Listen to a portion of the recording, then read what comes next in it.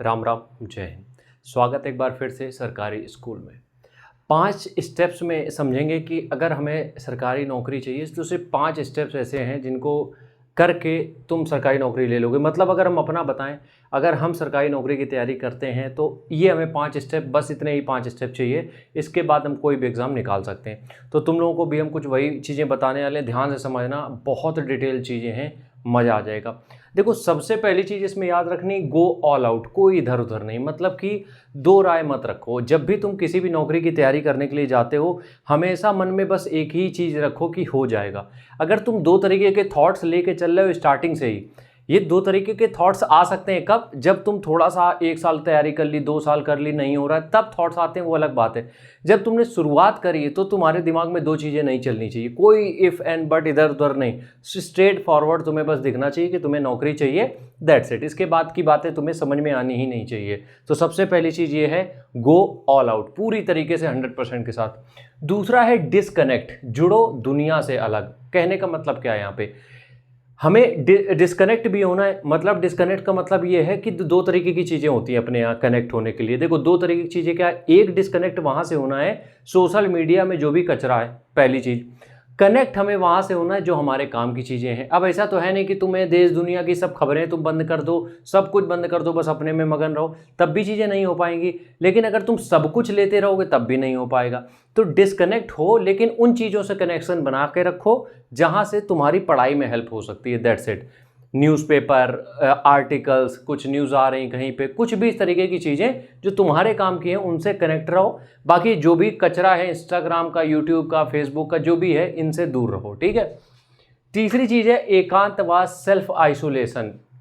ये तो मतलब हम ये कहेंगे कि एक बेसिक चीज़ है, एक बेसिक नीड है किसी भी एग्ज़ाम को क्रैक करने की, आइसोलेशन।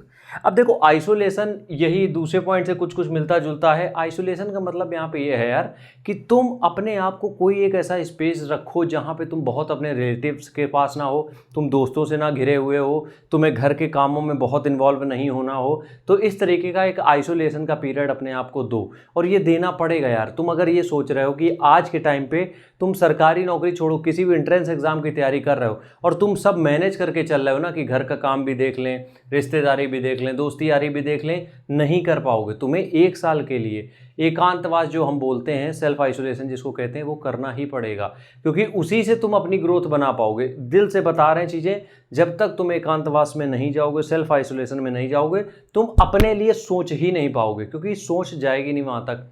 अगला पॉइंट है हमारा, good yourself good at 12 months. मतलब कि अपने आप को एक अच्छे 12 महीने दो। अच्छे 12 महीने का मतलब क्या है यहाँ पे?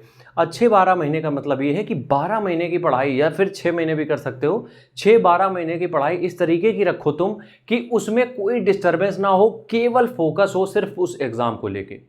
केवल एक फोकस होना चाहिए कि जिस भी एग्जाम को हम टारगेट कर रहे हैं, डेडिकेटेड सिर्फ 12 महीने में सिर्फ उसी एग्जाम पे पिन पॉइंट फोकस रखना है। अब इससे होगा क्या?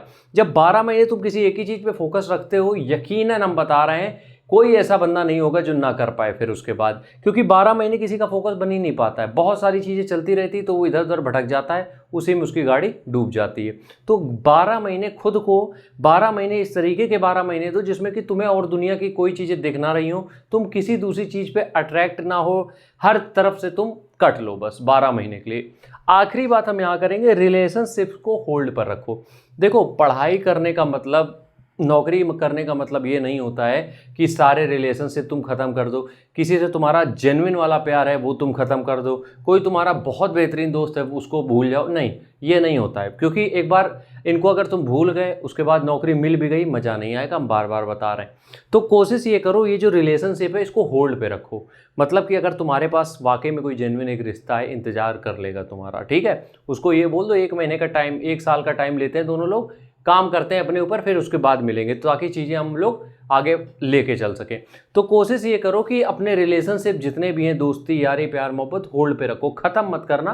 क्योंकि उनको ख़त्म कर दिया, उसके बाद नौकरी मिल भी जाएगी तो मज़ा किसके साथ करोगे, ठीक है। तो इसलिए रिलेशनशिप जितनी भी हैं उनको होल्ड पे रखो। अगर तुम्हारे वाकई में पक्के वाले रिलेशनशिप होंगे, टिकेंगे, अगर नहीं सही होंगे तो जाने दो, फिर क्या ही दिक्कत है। मिलते हैं नेक्स्ट वीडियो में, तब तक के लिए राम राम, जय हिंद।